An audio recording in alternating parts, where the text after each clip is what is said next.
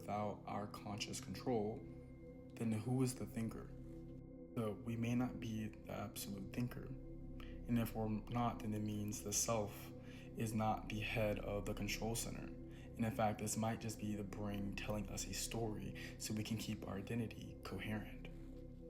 And imagine millions of neural processes happening in the brain, competing, integrating, solving conflicts. Out of that complexity emerges a single stream of an experience. And if it is, then the unified self might just be a compressed algorithm. And with all the chaos going on inside your head, your brain simplifies this easy enough and calls it a narrative for you to follow. The question is now, what about free will?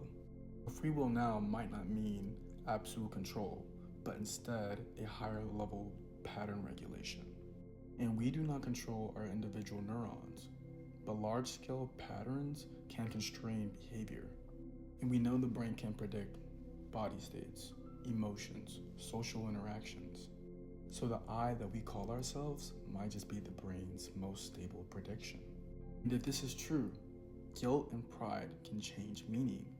And our identity? Well, we are fluid. And personal growth is about rewiring patterns, not strengthening our core self. This theory destabilizes religion, law, and morality, but not sense of responsibility. It more reframes it. No, instead of saying I choose freely, now it's no, my system chose this action.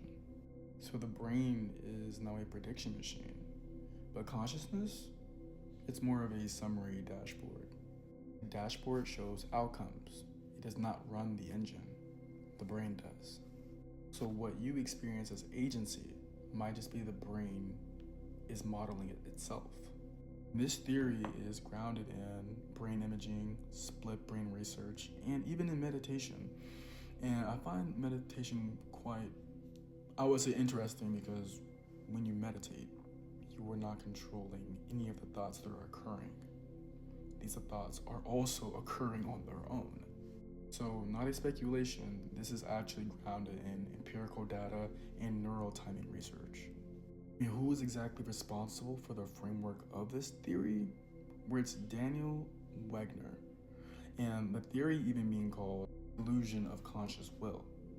And Daniel's core claim is stating that the experience of willing an action does not prove you caused it. It may be an interpretation that the brain creates to keep the so-called unified self stable.